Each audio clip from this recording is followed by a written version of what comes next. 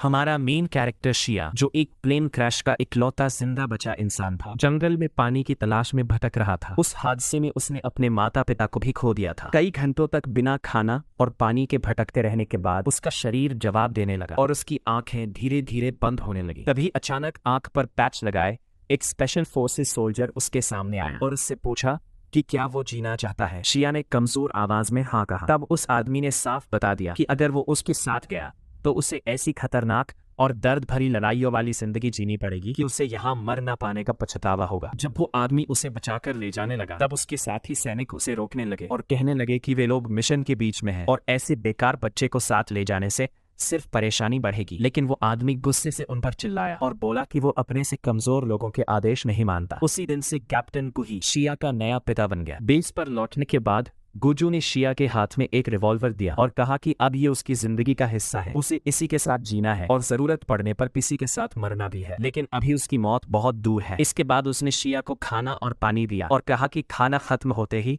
उसकी वॉरियर बनने की जिंदगी शुरू हो जाएगी। ये सुनकर शिया हैरान रह गया। खाना खत्म होने के बाद गुजू ने अपना असली प्लान बताया। वो अगले 5 सालों में शिया को एक खतरनाक और पूरी तरह ट्रेन्ड वॉरियर बनाना चाहता था। गुजू दुनिया भर में गुरिल्ला ऑपरेशंस चलाने वाला एक बेहद खतरनाक कॉम्बैट प्रोफेशनल था और जैसा उसने कहा था वैसा ही हुआ। उसने शिया को हर दिन बेहद कठिन और दर्दनाक ट्रेनिंग से गुजारना शुरू कर दिया। गुजू ने शिया को सिर्फ मार्शल आर्ट्स ही नहीं बल्कि हर तरह के हथियार चलाने की ट्रेनिंग भी दी। धीरे धीरे शिया इतना खतरनाक और ताकतवर बन गया कि यूनिट का कोई भी आदमी अब उसे बेकार बच्चा कहने की हिम्मत नहीं करता था। एक दिन ट्रेनिंग के दौरान शिया ने सिर्फ एक स्नाइपर शॉट में जंगली सुअर को मार गिराया और उसे अकेले उठाकर बेस तक ले आया। ये देखकर पूरी यूनिट उसकी टैलेंट देखकर दंग रह गई, क्योंकि वो अभी सिर्फ 10 साल का था। कुछ लोग तो यहाँ तक कहने लगे कि उसमें कैप्टन से भी ज्यादा टैलेंट है। उस कैप्टन की जिसके बारे में मशहूर था कि वो 1 किलोमीटर दूर से हिरन की दाहिनी आंख पर गोली मार सकता है। 12 साल बाद दुश्मन के कैंप में सैनिक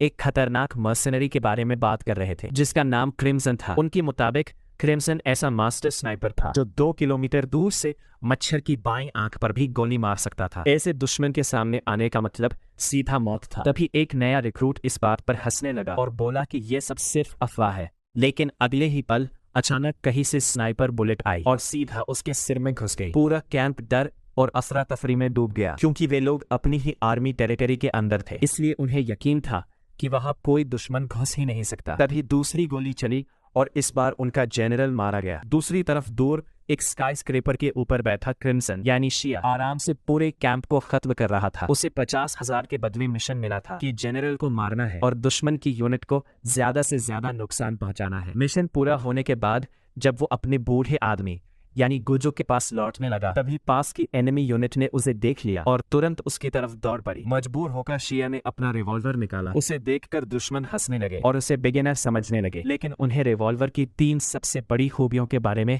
नहीं पता था। पहली, ये कभी जैम नहीं होता। दूसरी, इसमें बड़े कैलिबर की बेहद ताकतवर बुलेट्स इस्तेमाल हो सकती है। और तीसरी, इसे बैटलफील्ड की गॉडेस का डिवाइन प्रोटेक्शन मिला हुआ है। सिर्फ 3 गोलियों में शिया ने पूरी यूनिट को खत्म कर दिया और अपनी ताकत साबित कर दी। उसके बाद गुही हेलीकॉप्टर लेकर वहां पहुंचा और उसे निकाल कर ले गया। चॉपर में गुजू ने उसे इस युद्ध में तीसरा जनरल मारने की बधाई दी, लेकिन साथ ही उसका नया मिशन भी बताया। इस बार शिया को जापान जाना था। शिया ने सोचा शायद उसे प्राइम मिनिस्टर या किसी बड़े आदमी की हत्या करनी होगी, लेकिन गुजू ने बीच में रोकते हुए कहा कि इस बार उसे एक प्रेस्टिजियस हाई स्कूल में टीचर बनकर जाना है, क्योंकि शिया 5 भाषाएं आसानी से बोल सकता था। इसलिए उसका अंडरकवर मिशन इंग्लिश टीचर बनकर स्कूल में घुसना था। कुछ समय बाद उसके लिए फेक आईडी तैयार की गई और उसे नया नाम दिया गया। इसके बाद वो जापान जाने वाली फ्लाइट में बैठ गया और सोचने लगा कि इस बार उसके सामने कैसी मुश्किलें आने वाली है। जापान पहुंचने के बाद शिया सबसे पहले एक कन्वीनियंस स्टोर में खाना खाने गया। वहां के खाने का टेस्ट,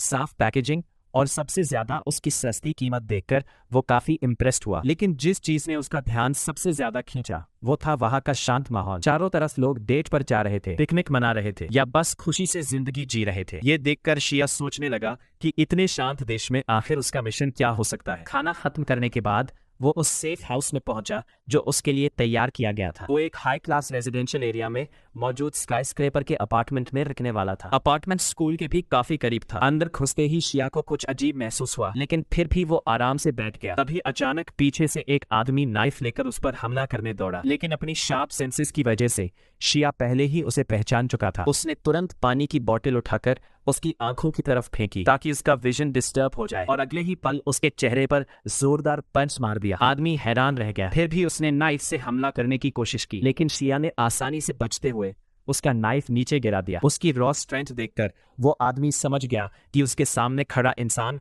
वही लेजेंडरी क्रिम्सन है। शिया ने उसका गला पकड़कर पूछा कि वो कौन है। आदमी ने तुरंत सरेंडर करते हुए कहा कि उसने अकेले लेजेंडरी क्रिम्सन को हराने की सोचकर खुद को जरूरत से ज्यादा समझ लिया था। शिया ने घमंड से कहा कि अगली बार कम से कम 5 लोगों की टीम लेकर आना। तभी अचानक पीछे से एक जवान लड़की पिस्टल उसके सिर पर तानकर उसे हिलने से मना करती है, लेकिन शिया बिल्कुल भी शॉक्ड नहीं होता और आराम से कह देता है कि पिस्टल का हैमर कॉक ही नहीं किया गया। अगले ही पल शिया पलटकर इंस्टेंट उसकी गन पकड़ लेता है और उसे अगली बार ज्यादा सावधान रहने को कहता है। लड़की उसे सलाह के लिए थैंक्स बोलती है, लेकिन कहती है कि उन्हें उसकी जरूरत पड़ेगी क्योंकि वे दोनों यहाँ सिर्फ उसे रियल सपोर्ट देने आए हैं। इसके बाद वे अपना परिचय देते हैं। उनका नाम ओल्हाइम और मीन था। ओल्हाइम आर्ट टीचर बनकर एकेडमी में घुसेगा ताकि शिया को सपोर्ट दे सके और उसे वहाँ की कल्चर में ढलने में मदद कर सके। वही मीन स्टूडेंट बनकर शैडोज से उसकी मदद करेगी। शिया बताता है कि वो अपार्टमेंट में घुसते ही उनकी प्रेजेंस महसूस कर चुका था और बस ये देखना चाहता था कि वे कितने केपेबल हैं। वो पूछता है कि क्या उन्होंने जानबूझकर इतना कमजोर अटैक किया था ताकि उसे टेस्ट कर सके, लेकिन दोनों का कॉन्फिडेंस टूट जाता है क्योंकि वे सच में पूरी ताकत लगा रहे थे। जब वे उससे पूछते हैं कि क्या उसके कोई सवाल है, तब शिया मीन से पूछता है कि वो टीनेजर कैसे लगेगी, जबकि वो साफ तौर पर 20s में दिखती है। ये सुनकर वो गुस्से में आ जाती है। फिर वो समझाती है कि उसकी स्किन इतनी स्मूथ है कि जापानीज हाई स्कूल गर्ल्स के बीच वो अलग नहीं दिखेगी। ओल्हाइम बीच में बोल पड़ता है और मीन से कहता है कि वो खुद की इतनी तारीफ करना बंद करें। ये सुनते ही वो फिर से चिढ़ जाती है। इसके बाद दोनों शिया को मिशन की पूरी जानकारी देने लगते हैं। उनका असली लक्ष्य अकेडमी में घुसकर साकुरा को कुजो की सुरक्षा करना था, जो एक ग्लोबल मिलिट्री कॉरपोरेशन के प्रेसिडेंट की बेटी थी और उसी स्कूल में पढ़ती थी। ये कंपनी सीक्रेटली जापान की सबसे बड़ी मिलिट्री कॉरपोरेशंस में से एक थी, जो रॉकेट से लेकर बुलेट्स तक हर तरह के वॉर इक्विपमेंट बनाती थी। कहा जाता था कि ये कॉरपोरेशन पड़ोसी देशों का इस्तेमाल करके जापान के आर्म्स एक्सपोर्ट रूल से बच निकलती थी और जब तक ये हथियार सिर्फ पश्चिमी देशों तक सीमित थे तब तक कोई बड़ी समस्या नहीं थी। लेकिन अब रिपोर्ट्स मिली थी कि प्रेसिडेंट कुजो सीक्रेटली कम्युनिस्ट देशों को भी हथियार भेजना शुरू कर चुका है, जो आगे चलकर दुनिया के लिए बहुत बड़ा खतरा बन सकता था। इसी वजह से दुनिया भर की ऑर्गेनाइजेशंस अब उसके पीछे पड़ चुकी थी और सबसे आसान तरीका उसकी बेटी को टारगेट बनाना था। इसलिए शिया जैसे स्किल्ड आदमी को उसे मॉनिटर और प्रोटेक्ट करने के लिए भेजा गया था। साथ ही शिया को साकुराको से करीबियां बढ़ाकर आर्म्स एक्सपोर्ट की जानकारी भी निकालनी थी ताकि वे बाकी ऑर्गेनाइजेशन से एक कदम आगे रह सकें। लेकिन असली समस्या ये थी कि भाई को लड़कियों से बात करने का बिल्कुल एक्सपीरियंस नहीं था। तभी मीन मजाक करते हुए कहती है कि शिया का कूल और मिस्टीरियस लुक देखकर लड़की खुद ही उस पर फिदा हो जाएगी। अगले दिन टारगेट की जानकारी के मुताबिक शिया बस में चढ़ता है, जहां उसकी मुलाकात साकुराको से होती है। बस चलने के बाद शिया नोटिस करता है कि साकुराको कुछ अजीब बिहेव कर रही है। उसे लगता है शायद उसे बुखार या कोई वायरस है। वो तुरंत अपने हिडन कम्युनिकेशन डिवाइस से टीम से पूछता है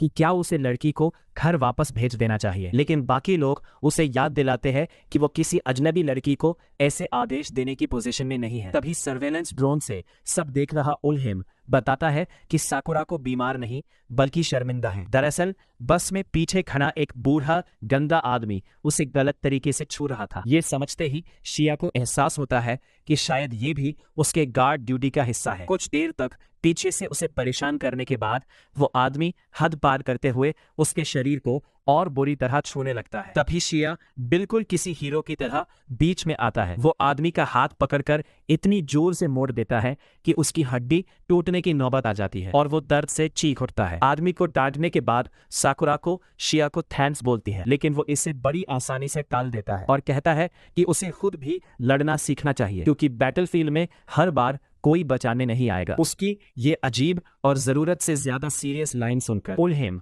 और मीम सोचने लगते हैं कि क्या शिया ने जिंदगी में कभी किसी लड़की से बात भी की है। थोड़ी देर बाद बस एक स्टॉप पर रुकती है और वो आदमी मौका देखकर भागने लगता है, लेकिन शिया उसे छोड़ने वाला नहीं था। वो उसके पीछे दौड़ पड़ता है और आखिरकार एक सुनसान गली में उसे पकड़ लेता है। खुद को घिना देखकर आदमी अचानक स्टन गन निकालता है और शिया को धमकी देता है कि पास आया तो शॉक दे देगा। लेकिन इससे पहले कि वो कुछ समझ पाता, शिया उसकी कलाई पकड़कर एक ही सेकंड में उसे जमीन पर पटक देता है। इसके बाद वो उल्हेम से पुलिस बुलाने को कहता है। पहले तो उल्हेम मना करता है क्योंकि वे अंडर कवर मिशन पर थे, लेकिन जब शिया उसे याद दिलाता है कि वो एक असैसिन है तो आखिरकार वो मान जाता है। मामला खत्म करने के बाद शिया स्कूल पहुंचता है और रियलाइज करता है कि वो काफी देर कर चुका है। मोलेस्टर को पुलिस के हवाले करने के बाद उससे इतनी पूछताछ हुई कि उसके पास देर होने से बचने का कोई तरीका नहीं था। उल्हेम उसे तुरंत प्रिंसिपल से मिलने को कहता है, लेकिन ये सुनकर वो हैरान रह जाता है कि शिया को प्रिंसिपल का मतलब तक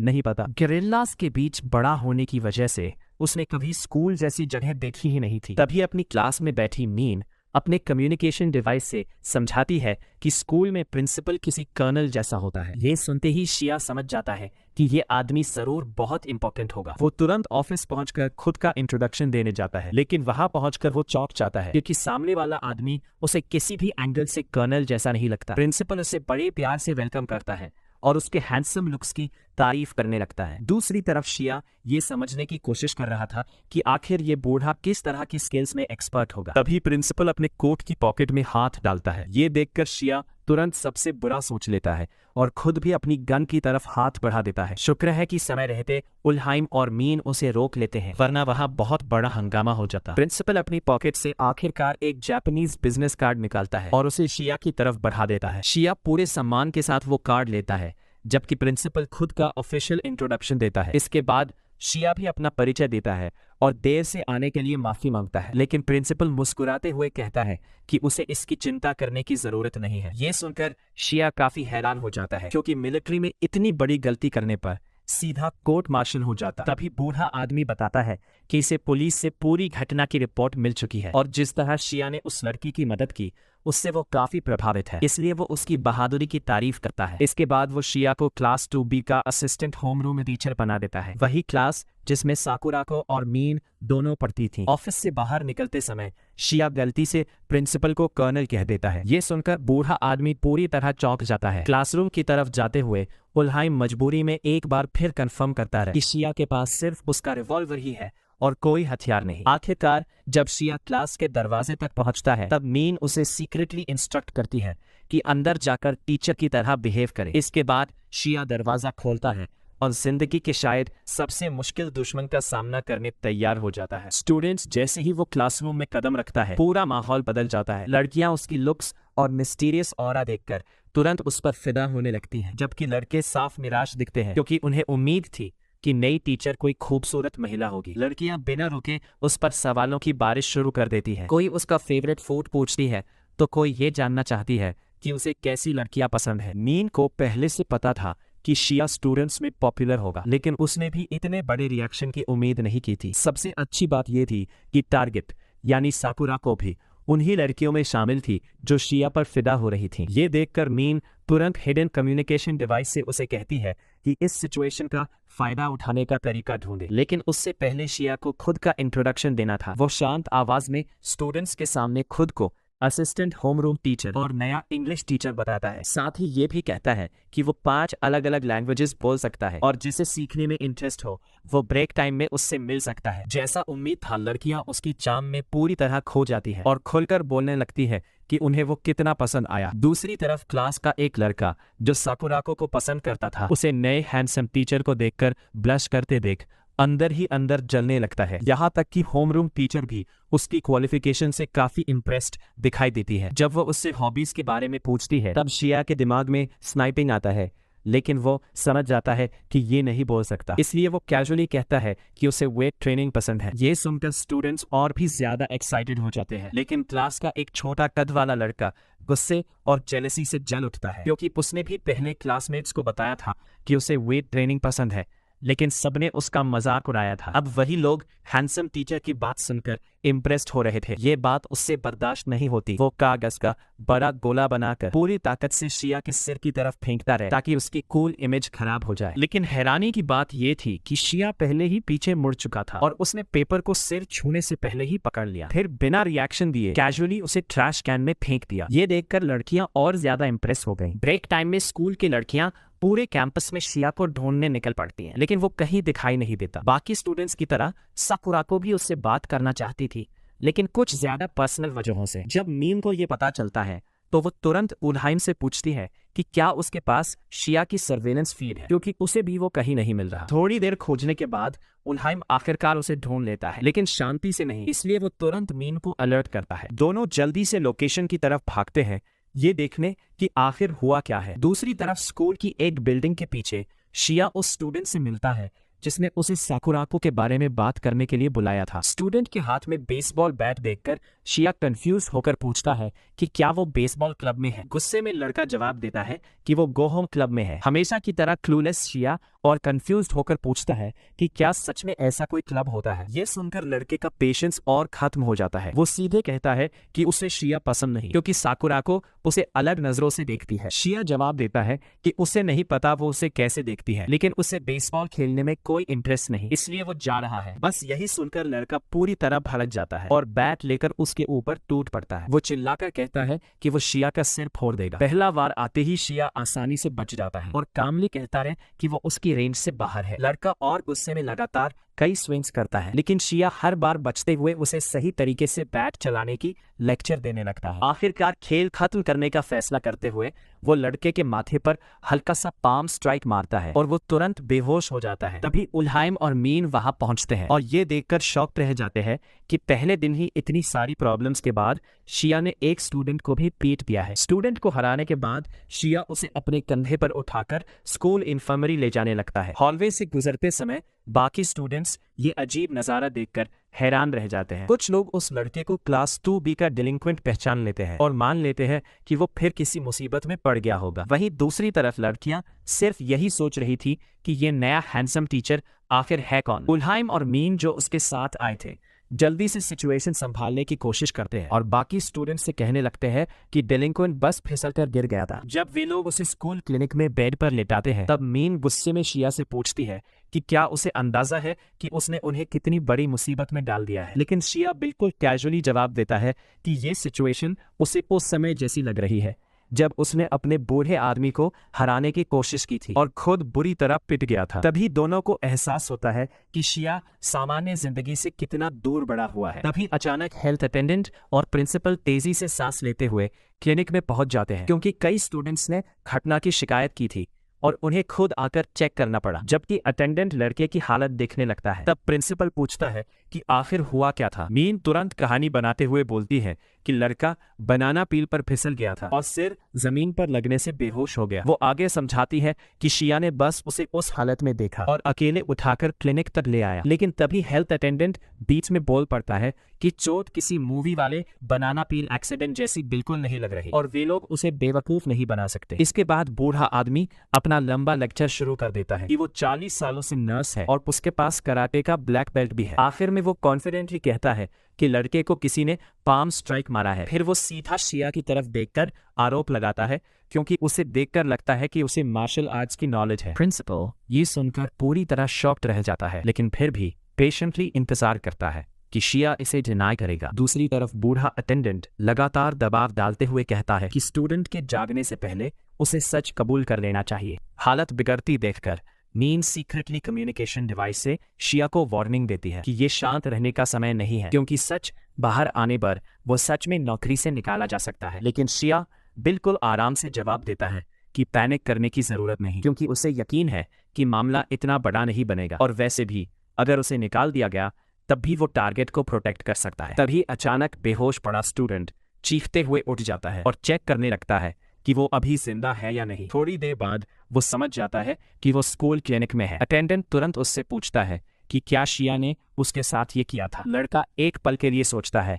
कि सच बता दे, लेकिन फिर किसी वजह से चुप रहने का फैसला करता है। बूढ़ा आदमी उसकी चुप्पी को डर और इंटिमिडेशन समझ लेता है, इसलिए वो पुलिस को असॉल्ट केस रिपोर्ट करने के लिए फोन निकालता है। लेकिन सबको हैरान करते हुए लड़का उसे रोक देता है और कहता है कि उसे चोट गिरने से लगी थी, इसलिए बात को बढ़ाने की जरूरत नहीं। अटेंडेंट को साफ लगता है कि वो झूठ बोल रहा है, इसलिए वो और पूछताछ करने की कोशिश करता है, लेकिन डेलिंक्वेंट चिढ़कर उसे दांत रहित बूढ़ा कह देता है और अपने काम से काम रखने को बोलता है। जैसा उम्मीद था, बूढ़े आदमी का सारा गुस्सा असली घटना से हटकर उसकी बदतमीजी पर चला जाता है। क्लिनिक से बाहर निकलते समय डेलिंक्वेंट शिया के पास से गुजरते हुए धीरे से कहता है कि वो उससे इस बेइज्जती का बदला जरूर लेगा, लेकिन उसी लड़के के खराब बिहेवियर की वजह से पूरी टीम आराम से सिचुएशन क्लियर करके बिना किसी सजा के वहां से निकल जाती है। बाहर आते हुए शिया कैजुअली कहता है कि रेप्यूटेशन बचाने के मामले में डेलिंक्वेंट्स और मर्सनरीज काफी एक जैसे होते हैं। उसने गैम्बल इसी बात पर खेला था कि वो लड़का नहीं चाहेगा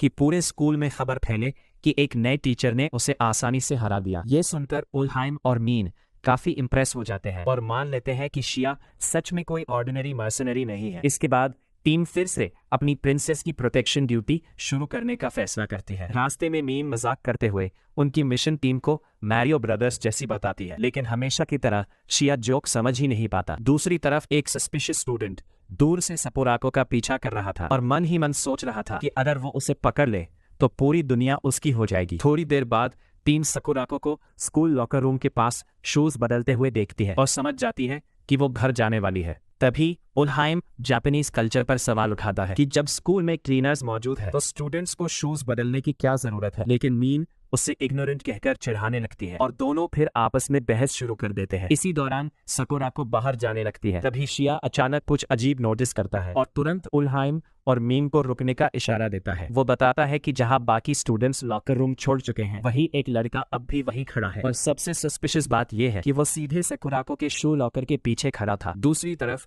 वो क्रीपी स्टूडेंट लॉकर के नीचे छोटा सा पीप होल सेटअप कर रहा था ताकि बिना शक पैदा किए सकुराको की सीक्रेटली फोटोज ले सके। तभी अचानक वो उसके इंडोर शूज उठाकर ऐसे सूंघने लगता है जैसे उसकी जिंदगी उसी पर टिकी हो। ये देखकर शिया उसे रोकने की कोशिश करता है, लेकिन उलहाइम और मीन तुरंत सिचुएशन समझ जाते हैं और उससे कहते हैं कि उस लड़के को छोड़ दे। वे समझाते हैं कि वो बस एक पर्वर्ट है जिसे जापान में हेंटाई कहा जाता है। हालांकि ये शब्द अब पूरी दुनिया में मशहूर हो चुका था, फिर भी शिया को इसका मतलब बिल्कुल नहीं पता था। दूसरी तरफ वो अजीब लड़का शूज सूंघते हुए अपने दिमाग में अजीब फैंटेसी सोच रहा था जहां सकुराको एक स्ट्रिक्ट डोमिनेट्रिक्स की तरह थी और वो उसका सर्वेंट बना हुआ था। उलहाइम कंफ्यूज्ड खरे शिया को समझाता है कि दुनिया में कुछ ऐसे मेंटली खराब लोग भी होते हैं जो दूसरों की चीजें चुराकर उनके बारे में फैंटेसीज बनाते हैं, लेकिन असल में उनसे बात करने की हिम्मत तक नहीं रखते। लेकिन शिया इस बात पर यकीन करने को तैयार ही नहीं होता। उसे लगता है कि इतना अजीब इंसान जरूर किसी बड़े मोटिव के साथ काम कर रहा होगा, इसलिए वो खुद उससे इंटेरोगेशन करने का फैसला कर लेता है। जब शिया वहां से निकलता है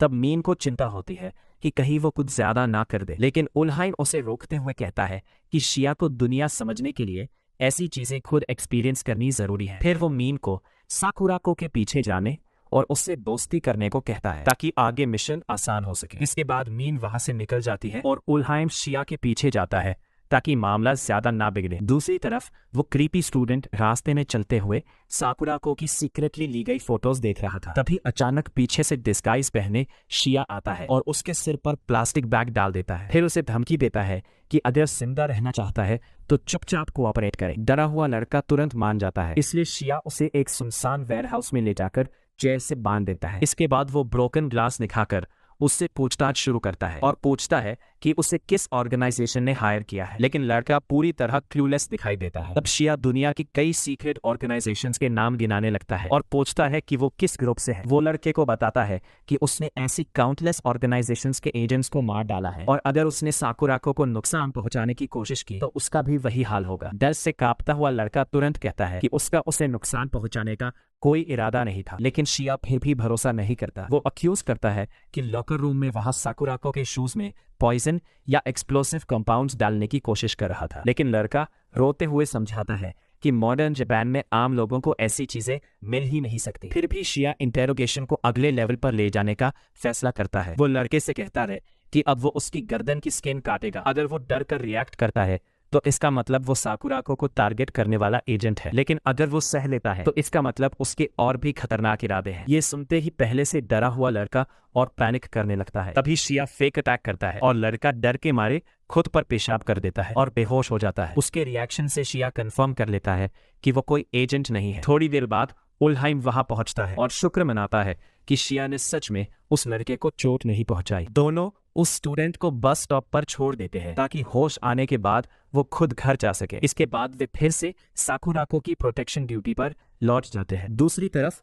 मीन साकुराको तक पहुंचती है और ऐसे बिहेव करती है जैसे वह भी उसी रास्ते जा रही हो, लेकिन उन्हें यह नहीं पता था कि दूर एक प्रोफेशनल स्नाइपर साकुराको पर गोली चलाने के आदेश का इंतजार कर रहा है। जैसे ही स्नाइपर देखता है कि मीन उसके पास पहुंच गई है, वो परफेक्ट मौका मिलने तक इंतजार करने का फैसला करता है। उधर सिचुएशन से पूरी तरह अनजान मीन साकुराको से मेकअप और लड़कियों वाली बातें करने लगती है। वो खुद को जापान में पढ़ने आई फॉरेन स्टूडेंट बताती है। जब उसे पता चलता है कि जापानीज स्कूल्स में मेकअप अलाउड नहीं है, तब वो चिढ़ जाती है और स्कूल सिस्टम को जरूरत से ज्यादा स्ट्रिक्ट कहने लगती है। वो कहती है कि विदेशों में स्टूडेंट्स अपनी मर्जी से कपड़े पहनते हैं, जैसे चाहे वैसे रहते हैं और कुछ तो स्मोक भी करते हैं। ये सुनकर साकुराको हैरान रह जाती है कि बाहर की दुनिया में इतनी फ्रीडम होती है, लेकिन बातें करते करते उसे पता ही नहीं चलता कि वो सड़क के किनारे पहुंच चुकी है और अचानक उसका बैलेंस बिगड़ जाता है। सामने से तेज स्पीड में गाड़ी आ रही थी और वो लगभग सड़क पर गिरने ही वाली थी। तभी उल्हाइम अचानक पहुंचकर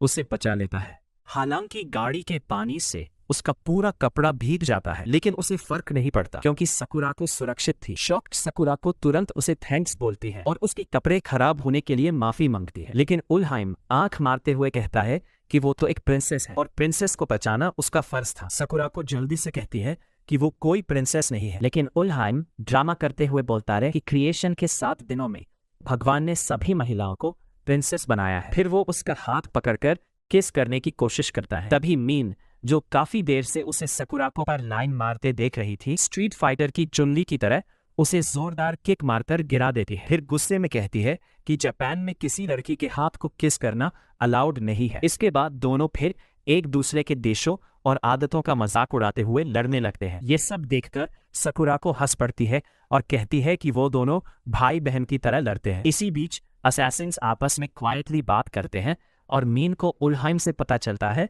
कि कोई साकुराको को टारगेट करने की कोशिश कर रहा था। दूसरी तरफ रूफटॉप पर बैठा स्नाइपर फिर से साकुराको पर निशाना साधता है, लेकिन तभी अचानक शिया वहां पहुंचकर उसकी खोपड़ी उड़ा देता है। स्नाइपर वही खत्म हो जाता है और शिया सोचने लगता है कि आखिर ये लोग कौन है और क्या वे साकुराको को किडनैप करना चाहते हैं। उसी रात साकुराको के कमरे में उसकी मेड केन नोटिस करती है कि साकुराको बार बार गहरी सांसें ले रही है और किसी बात में खोई हुई है। इसलिए वो पूछती है कि आखिर बात क्या है। साकुराको तुरंत शर्म से घबरा जाती है, लेकिन केन उसे याद दिलाती है कि उसके पिता ने उसे नाम से बुलाने को कहा था। थोड़ी झिझक के बाद साकुराको ऐसा करती है और तब जाकर नाराज मेड शांत होती है। इसके बाद केन उसे याद दिलाती है कि उसे कुजो फैमिली की बेटी होने का गर्व कभी नहीं भूलना चाहिए, क्योंकि उनका परिवार हायान एरा से चला आ रहा एक नोबल परिवार है। डांट खाने के बाद साकुराको अचानक केन से पूछती है कि क्या वो कभी प्यार में पड़ी है। पहले तो केन समझ ही नहीं पाती कि वो क्या पूछ रही है, लेकिन जब उसे एहसास होता है तब वो समझाने लगती है कि कुजो फैमिली का हिस्सा होने की वजह से रिश्ते कितने मुश्किल हो सकते हैं। साकुराको तुरंत घबराकर कहती है कि वो खुद प्यार में नहीं है, लेकिन केन मुस्कुराकर बताती है कि फैमिली में ऐसा कोई रूल नहीं जो किसी कॉमनर से प्यार करने से रोकता हो। वो कहती है कि मेड होने से पहले वो भी एक औरत है और प्यार में पड़ी हर लड़की की एलाय है। फिर वो साकुराको का हाथ पकड़कर पिंकी प्रॉमिस करती है और कहती है कि वो उसके फैसले का सपोर्ट करेगी। ये सुनकर साकुराको खुशी से भर जाती है क्योंकि उसे आखिरकार एक एलाय मिल गई थी, लेकिन वो ये नहीं सुन पाती कि केन मन ही मन उम्मीद कर रही थी कि जिस आदमी से साकुराको प्यार करती है वो एक अच्छा जेंटलमैन निकले। दूसरी तरफ वही जेंटलमैन प्रैक्टिस अरीना में खड़ा डमीज पर फायरिंग कर रहा था और उसकी हर गोली सीधे बुलजाई पर लग रही थी। मीन जब टारगेट्स चेक करती है तो नोटिस करती है कि सारी गोलियां थोड़ा लेफ्ट साइड की तरफ है, इसलिए वो कंफ्यूज होकर पूछती है कि इसे बुलजाई क्यों कहते हैं। उल्हाइम मीन को ह्यूमन एनाटॉमी का डायग्राम दिखाते हुए समझाता है कि इंसान का दिल शरीर के लेफ्ट साइड में होता है। ये सुनकर मीन शर्मिंदा हो जाती है और उसे शो ऑफ करने वाला इंसान कहकर चिढ़ाने लगती है। इसके बाद उल्हाइम शिया की तारीफ करते हुए कहता है कि उसकी शूटिंग स्किल इतनी खतरनाक है कि वो ओलंपिक्स में आराम से गोल्ड मेडल जीत सकता है, लेकिन शिया ओलंपिक्स को एमेच्योर कंपटीशन कहकर डिसमिस कर देता है और कहता है कि वो एक प्रोफेशनल है, इसलिए ऐसी जगह हिस्सा नहीं लेना चाहता। फिर वो उल्हाइम से एनिमी ऑर्गेनाइजेशन की जानकारी मांगता है, लेकिन उसका ढीला रिस्पॉन्स देखकर शिया सीधे पूछ बैठता है कि आखिर उल्हाइम का काम क्या है। तब उल्हाइम खुद मान लेता है कि असली इंटेलिजेंस स्पेशलिस्ट तो मीन है। दोनों उसकी तरफ देखते हैं और जैसे ही उसे एहसास होता है कि उससे जवाब मांगा जा रहा है, वो बताती है कि उसने अपने सारे रिसोर्सेज इस्तेमाल कर लिए हैं। अभी तक ऑर्गेनाइजेशन के बारे में कोई सॉलिड लीड नहीं मिली। शिया सिचुएशन एनालाइज करते हुए कहता है कि जिस ग्रुप के पास स्नाइपर अरेंज करने की ताकत है वो कोई मामूली ऑर्गेनाइजेशन नहीं हो सकती। वो यह भी बताता है कि जिस स्नाइपर को उसने मारा था वो ट्रेन्ड सोल्जर था और उसके पास मौजूद स्नाइपर राइफल कोई ऐसी चीज नहीं थी जिसे कैजुअली जापान में लाया जा सके। फिर वो वेपन की फोटोज देखकर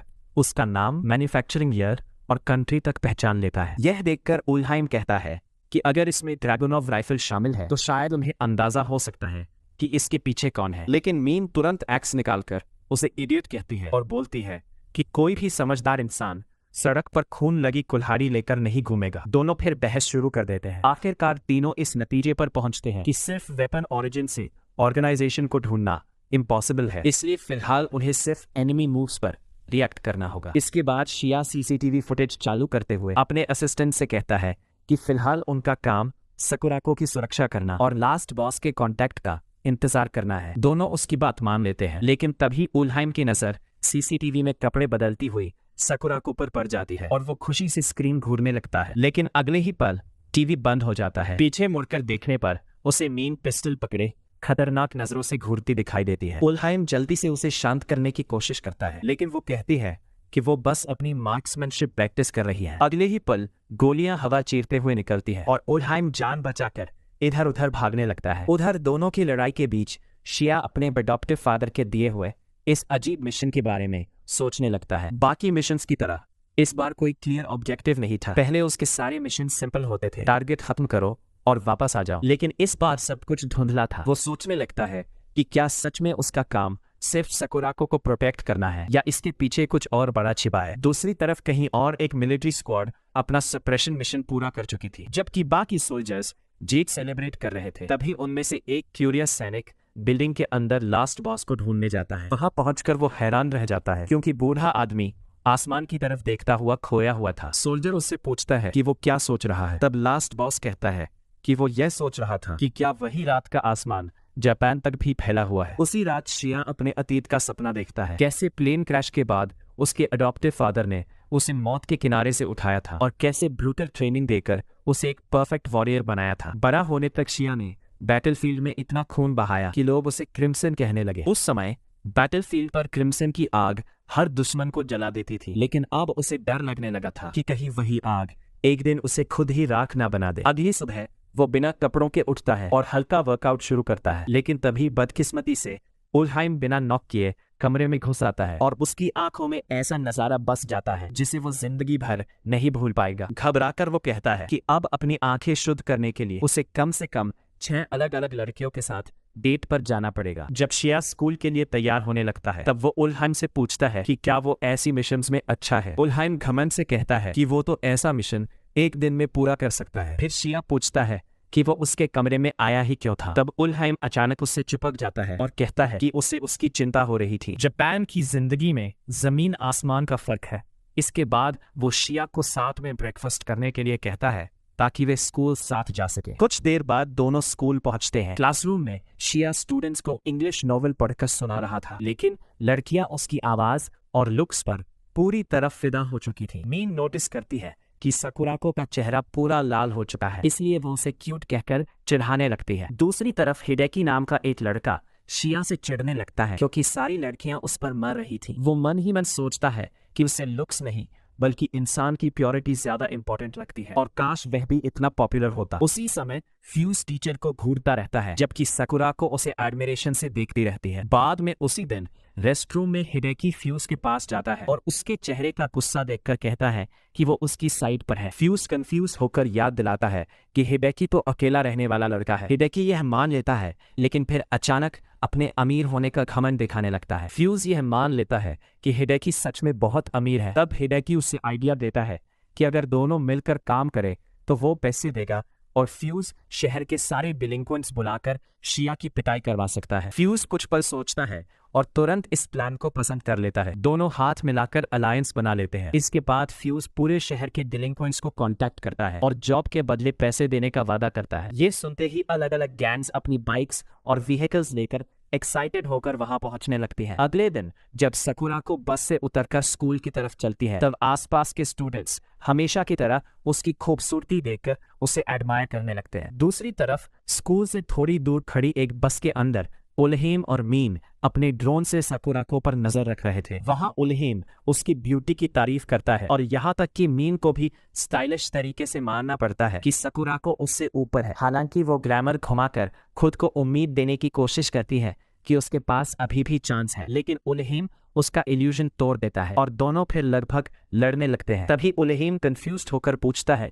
कि सकुरा को इतनी केयरलेस क्यों रहती है, क्योंकि उसकी पोजीशन के हिसाब से उसे गार्ड्स के साथ चलना चाहिए, ना कि अकेले स्कूल आना चाहिए। इस पर मीन उसे याद दिलाती है कि इसी वजह से तो वे लोग हायर्ड है। लेकिन उल्हेम कहता है कि पावरफुल लोगों के साथ एनवॉयज और बॉडीगार्ड्स होते हैं। तब मीन समझाती है कि एटोरी स्कूल के रूल्स स्टूडेंट्स को व्हीकल से आने की अनुमति नहीं देते, वहाँ क्लासिज्म अलाउड नहीं है और हर सोशल क्लास के बच्चे साथ पढ़ते हैं। वो आगे बताती है कि स्कूल का मोटो इंडिपेंडेंस और सेल्फ रिलायंस है, लेकिन उल्हेम इसे अमीर बच्चों को कॉमन लोगों से सीख दिलाने का तरीका समझता है। फिर मीन बताती है कि सकुराको के पिता शुरू में चाहते थे कि उनकी बेटी यूनिवर्सिटी तक ऑल गर्ल्स स्कूल में पढ़े, लेकिन सकुराको ने खुद एटोरी ने आने की जिद की थी। ड्रोन से उसे देखते हुए उल्हेम कहता है कि वो सिर्फ चलकर ही आसपास के हर आदमी को अपनी तरफ खींच लेती है। तब मीन मजाक में कहती है कि यही हाल शिया का भी है। दोनों ड्रोन कैमरा से शिया को स्कूल की तरफ आते देखते हैं और नोटिस करते हैं कि लड़कियां फिर से उस पर फिदा हो रही है। उल्हेम दोनों पॉपुलर लोगों को देखते हुए कहता है कि अगर वे किसी दूसरे समय में पैदा हुए होते तो शायद किसी रॉयल कपल की तरह लगते। मीन आधी बात मान लेती है,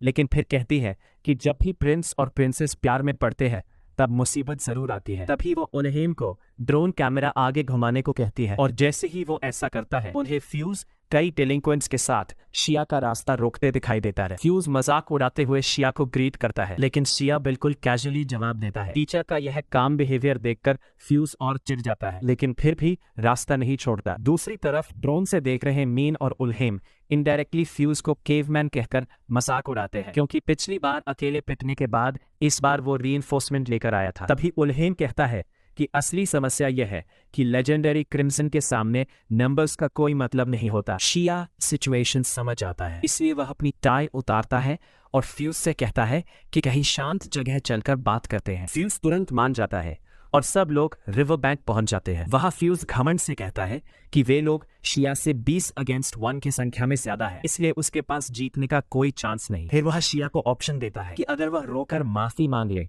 तो शायद उसे छोड़ दिया जाए, लेकिन सबको हैरान करते हुए शिया वही कंडीशन उन्हें वापस दे देता है और कहता है कि वह नहीं चाहता था कि उन्हें लड़ना पड़े, क्योंकि वह उनका टीचर है। ये सुनकर सारे डिलिंक्वेंट्स हंस पड़ते हैं और कहते हैं कि शिया को मैथ नहीं आती। तभी फ्यूज सिर्फ 2 शब्द बोलकर अटैक का आदेश दे देता है। सारे डिलिंक्वेंट्स तुरंत शिया पर टूट पड़ते हैं, लेकिन शिया उन्हें ऐसे पीटना शुरू करता है जैसे ये उसके लिए सुबह की एक्सरसाइज हो। वह एक एक करके सबको परफेक्टली गिराता जाता है और बाकी लोग डरने लगते हैं। कुछ लोग घबराकर कहते हैं कि शिया इंसान ही नहीं है, लेकिन शिया कामली जवाब देता है कि वह इंसान ही है, बस बैटलफील्ड में ट्रेन हुआ है। जैसे जैसे वह बाकी लोगों को भी गिराता जाता है वैसे वैसे दूसरे पैनिक करने लगते हैं और चिल्लाते हैं कि उन्हें पहले किसी ने नहीं बताया था कि शिया इतना खतरनाक है। फ्यूज गुस्से में उन्हें यूजलेस कहता है और बाइकर्स को आदेश देता है कि बाइक चढ़ाकर शिया को खत्म कर दो। एक डिलिंक्वेंट तुरंत अपनी बाइक स्टार्ट करता है और पूरी स्पीड में इंग्लिश टीचर की तरफ दौड़ पड़ता है, लेकिन अगले ही पल जो होता है उसे देखकर हर कोई शॉक हो जाता है, क्योंकि शिया बाइक के ऊपर पैर रखकर राइडर को ऐसे किक मारता है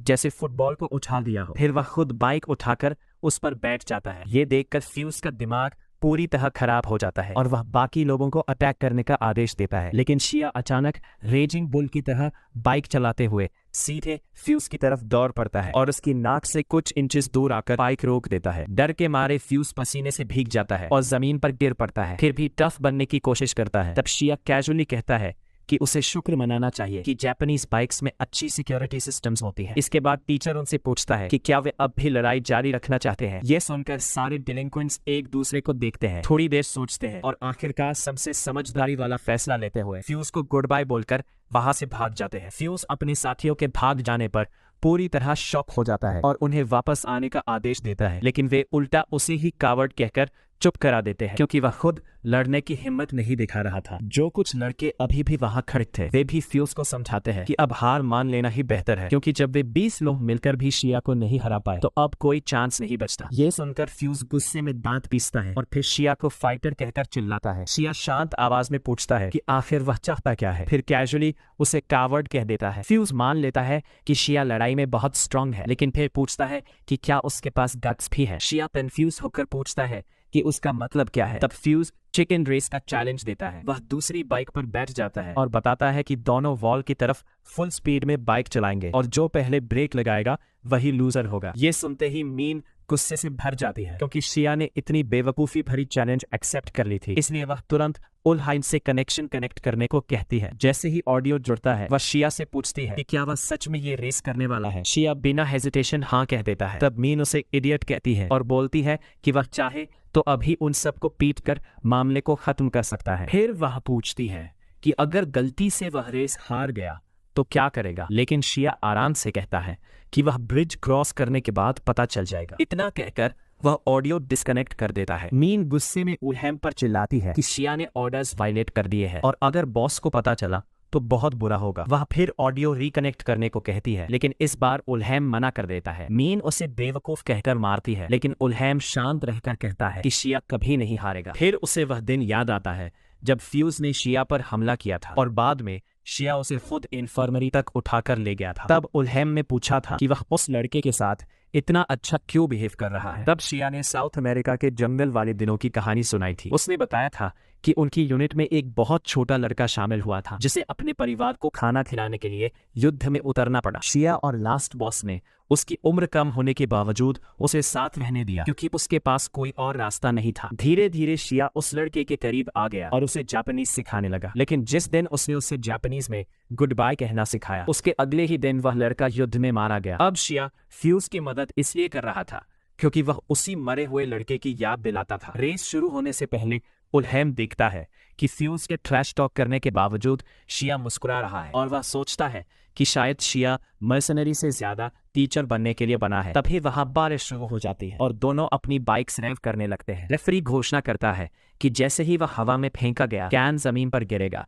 रेस शुरू हो जाएगी। मीन को इस रेस को लेकर बहुत बुरा फीलिंग आने लगता है, लेकिन उलहैम उसे शांत करते हुए कहता है कि आखिर शिया अब टीचर है। मीन उसकी बात काटते हुए कहती है कि वह अभी भी लेजेंडरी मर्सनरी ही है। फिर भी उलहैम शिया का सपोर्ट करता है और कहता है कि शायद वह एक लेजेंडरी टीचर भी बन सकता है। कुछ सेकंड्स बाद रेफरी कैन हवा में फेंकता है और उसके जमीन पर गिरते ही दोनों राइडर्स फुल स्पीड में निकल पड़ते हैं। शिया तुरंत फ्यूज को पीछे छोड़ देता है और वॉल की तरफ तेजी से बढ़ने लगता है। फ्यूज भी स्पीड बढ़ा देता है और उसके साथ ही डरने लगते हैं कि कहीं वह सच में मर ना जाए, लेकिन शिया बिल्कुल नहीं घबराता और वॉल करीब आने के बावजूद स्पीड कम नहीं करता। ये देखकर मीन पैनिक करने लगती है क्योंकि इतनी स्पीड में टकराने पर फ्यूज की मौत तय थी। दूसरी तरफ उलहैम फ्यूज की गट्स की तारीफ करता है, लेकिन मीन डरती है कि अगर फ्यूज मर गया तो शिया की टीचिंग करियर खत्म हो जाएगी। उलहैम फिर भी कॉन्फिडेंट रहता है और कहता है कि ऐसा तभी होगा जब शिया उस लड़के को छोड़ दे, लेकिन वह जानता था कि शिया ऐसा कभी नहीं करेगा। जैसे जैसे दोनों वॉल के करीब पहुंचते हैं, शिया फ्यूज की तरफ देखता है और समझ जाता है कि ये लड़का सिर्फ स्कूल में अपनी इज्जत बचाने के लिए सब कुछ दांव पर लगा रहा है। आखिरी पल में फ्यूज डर के मारे ब्रेक लगा देता है क्योंकि उसे अपनी मौत सामने दिखाई देने लगती है। उसी मोमेंट शिया बाइक से छलांग लगाकर उसे बचा लेता है। वह खुद मीट शील्ड बनकर फ्यूज को प्रोटेक्ट करता है, जबकि दोनों बाइक्स जोरदार धमाके के साथ वॉल में टकरा जाती है। इसके बाद शिया माथे पर चोट लगने के बावजूद उठता है और सबसे पहले चिंता से पूछता है कि फ्यूज ठीक है या नहीं। फ्यूज होश में आकर देखता है कि वह सुरक्षित है और समझ जाता है कि शिया ने उसे बचाया था। शिया उसे देखकर राहत की सांस लेता है और वहां से जाने लगता है, लेकिन पूरी तरह कंफ्यूज्ड फ्यूज पूछता है कि आखिर उसने उसे बचाया क्यों, उसे वहीं मरने के लिए छोड़ देना चाहिए था। तब शिया समझ जाता है कि फ्यूज की सारी हरकतों के पीछे उसकी अकेलापन है। फ्यूज दांत खींचते हुए कहता है कि उसे उसकी सिंपैथी नहीं चाहिए। फिर उससे अपना अतीत याद आता है जहां उसके पेरेंट्स ने कभी उसकी परवाह नहीं की और उसे हमेशा अकेले ही जीना पड़ा।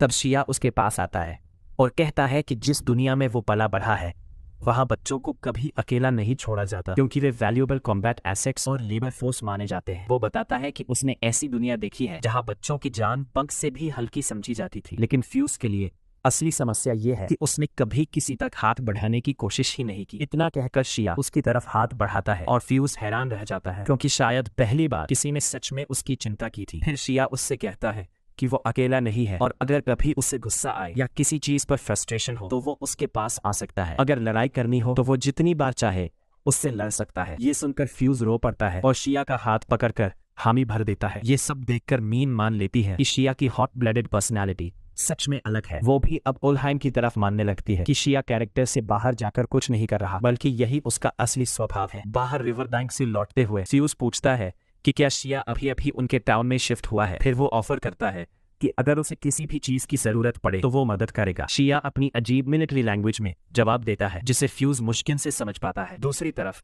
मीन रियलाइज करती है कि अब ऑर्गेनाइजेशन को शिया और फ्यूज की इस पूरी केओस को क्लीन अप करना पड़ेगा। और सबसे खराब बात यह थी कि ये जिम्मेदारी उसी के सिर आने वाली थी। जब दोनों वापस स्कूल की तरफ चल रहे थे तब दूर खड़ा हाइडेकी उन्हें घूरता है और फ्यूज को कावर्ड कहकर पोसने लगता है। फिर वो मन ही मन फैसला करता है कि अब वो किसी भी हालत में शिया को अकेडमी से निकलवा कर ही रहेगा। कुछ दिनों बाद हाइडेकी अपने कमरे में साकुराको की पोर्ट्रेट को गले लगाकर उसे किस करने की कोशिश कर रहा था। तभी अचानक उसके घर की मेड्स पहले से सूचना देने के बाद उसका कमरा साफ करने अंदर आ जाती है। हाइडेकी तुरंत घबराकर पोर्ट्रेट को ढक देता है और लगभग पकड़े जाने की शर्म से उसका चेहरा लाल हो जाता है। फिर वो गुस्से में उन औरतों पर चिल्लाने लगता है कि उसकी परमिशन के बिना कमरे में घुसने की हिम्मत कैसे हुई। यहाँ तक कि वो उन्हें नौकरी से निकलवाने की धमकी भी दे देता है। वो मेड्स को तुरंत कमरे से निकल जाने का आदेश देता है और उनके बाहर जाते ही वे घर के दूसरे हिस्सों की सफाई करते हुए आपस में बात करने लगती है कि अगर उन्होंने हाइडेकी का कमरा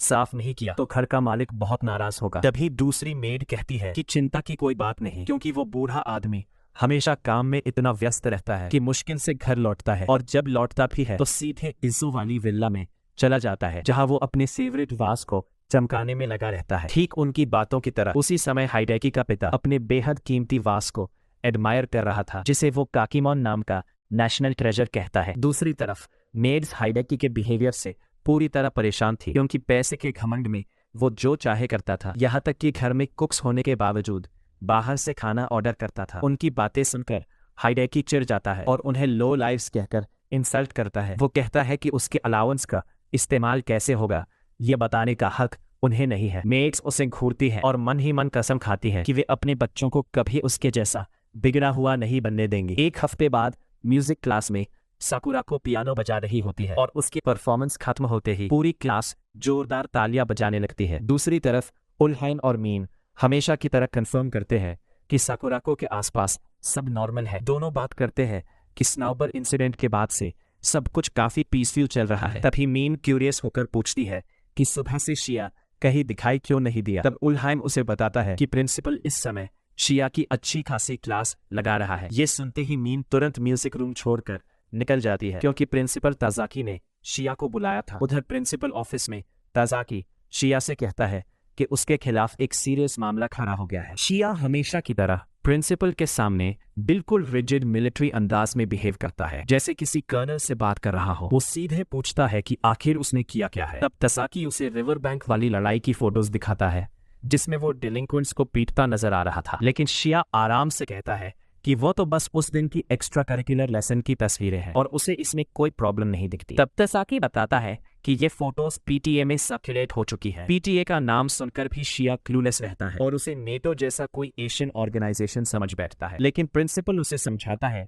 कि ये पेरेंट्स और टीचर्स एसोसिएशन है। फिर भी शिया ज्यादा सीरियस नहीं होता। तब ताजाकी उसे चेतावनी देता है कि पीटीए को हल्के में मत लो, क्योंकि इस समय उसकी पावर प्रिंसिपल से भी ज्यादा है। ये बात सुनकर शिया को ऐसा शॉक लगता है जैसे कैनन सीधा पास हो गया हो, क्योंकि जिस प्रिंसिपल का पावर है मानता था वही पीटीए के सामने पावरलेस निकला। इसके बाद ताजाकी उसे पीटीए प्रेसिडेंट मिसेस ओशीमा के बारे में बताता है, जो एक प्रेफेक्चरल असेंबली मेंबर की पत्नी है। डेमोक्रेसी वाले सिस्टम से जोड़कर शिया उनकी ताकत को समझने की कोशिश करता है। तभी ताजाकी उसे एक मिस्टीरियस लेटर दिखाता है जिसमें शिया को स्कूल से डिसमिस करने की मांग की गई थी, वरना उसकी स्टूडेंट्स के साथ फाइट्स वाली वीडियोस इंटरनेट पर लीक करने की धमकी दी गई थी। ये समझते ही कि मामला उसके मिशन को खतरे में डाल सकता है, शिया तुरंत इन्वेस्टिगेशन करने का फैसला करता है। वो यकीन से कहता है कि फ्यूज इतना बेवकूफ नहीं हो सकता कि खुद पीटीए के पास जाए, इसलिए जरूर कोई तीसरा आदमी था जिसने उस दिन उसे डिलिंक्वेंट्स इकट्ठा करने में मदद की थी। शिया उसी हिडन थर्ड पार्टी पर शक करता है और प्रिंसिपल को भरोसा दिलाता है कि वो इस मामले की जड़ तक पहुंचकर रहेगा। मीटिंग खत्म होने के बाद शिया अपने टीममेट से मिलता है और उन्हें सारी जानकारी देता है। तब तक साकुराको अपनी एक्स्ट्रा लेसन्स के लिए स्कूल से जल्दी निकल चुकी थी। थोड़ी ही देर बाद मिसेस ओशीमा स्कूल में पेपर्स सर्कुलेट करवाने लगती है जिनमें शिया के स्टूडेंट्स को पीटने वाली फोटोज थी। उसने उसकी आंखों पर ब्लैक मार्क लगा दिया था, जैसे इससे डेफर्मेशन रुक जाएगी। ये सब देखकर उल्हेम क्यूरियस होकर पूछता है कि इतनी टेंशन वाली सिचुएशन में भी शिया इतना रिलैक्स्ड क्यों दिख रहा है और आखिर वो इस प्रॉब्लम को सॉल्व कैसे करेगा। दूसरी तरफ मीन सिचुएशन को ज्यादा सीरियस मानती है, इसलिए वो सीधे शिया से पूछती है कि पीटीए के खिलाफ उसका एक्चुअल प्लान क्या है। पूरी तरह क्लूलेस शिया पीटीए को नेटो का स्कूल वर्जन कह देता है, लेकिन उसके टीममेट्स तुरंत समझ जाते हैं कि उसे अब तक ये भी नहीं पता कि पीटीए असल में होता क्या है। तब उल्हेम उसे समझाता है कि पीटीए एक ऑडिटिंग बॉडी है जो स्कूल के रूल्स और ऑर्डर पर नजर रखती है। ये सुनते ही शिया आराम से कहता है कि फिर तो कोई प्रॉब्लम ही नहीं, क्योंकि वो खुद भी ऑर्डर ठीक करने वाली साइड में है। उल्हेम कंफ्यूज होकर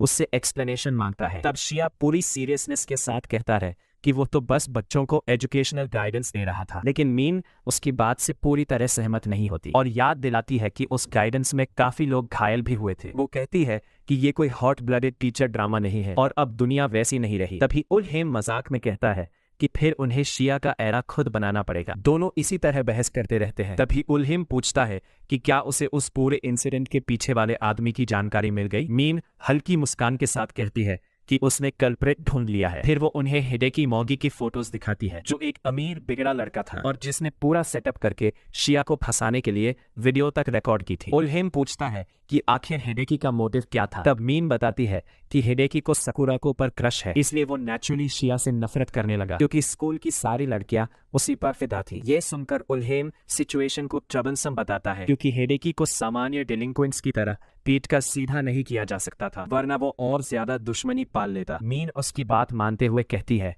कि फिर भी उन्हें ये मामला सॉल्व करना ही होगा। दोनों सोल्यूशन सोच ही रहे थे कि तभी काफी देर से चुपचाप रिपोर्ट पढ़ रहा शिया अचानक किताब बंद करता है और कहता है कि वह ये पूरा प्रॉब्लम 1 या 2 दिन में खत्म कर सकता है। दोनों हैरानी से उससे प्लान पूछते हैं और शिया उन्हें डिटेल्स बताता है। उसी शाम हिडेकी फ्यूज से मिलने पहुंचता है और गुस्से में पूछता है कि आखिर इतने पैसे देने के बाद भी वह शिया को हटाने में क्यों फेल हो गया। वह फ्यूज पर चिल्लाता है कि वही टीचर के सामने दुम हिलाने लगा है, लेकिन फ्यूज शांति से कहता है कि शिया कोई बुरा इंसान नहीं है। यह सुनते ही हिडेकी और भड़क जाता है और फ्यूज से कहता है कि वह होश में आए, क्योंकि वह किसी सोप ओपेरा में नहीं है। फिर वह उसे अपना पब्लिश किया हुआ आर्टिकल दिखाता है और कहता है कि अब बस थोड़े समय की बात है जब शिया स्कूल से निकाल दिया जाएगा। फ्यूज आर्टिकल को देखकर बस इतना कहता है कि अब उससे बात करना बेकार है। फिर वह उसके कंधे पर हाथ रखता है और वहां से जाते हुए कहता है कि उसे उम्मीद है कि एक दिन हिडेकी बदल जाएगा और जिस दिन ऐसा हुआ वे दोनों साथ में आर्केड खेलने जाएंगे। ये सुनकर हिडेकी गुस्से से जमीन पर पैर पटकता है और फ्यूज को कावर्ड कहता है। वह उसे गरीब आदमी कहकर इंसल्ट करता है, जो सिर्फ उसके पैसे के पीछे घूमता था। अकेला रह जाने के बाद हिडेकी मन ही मन सोचता है कि लोग सिर्फ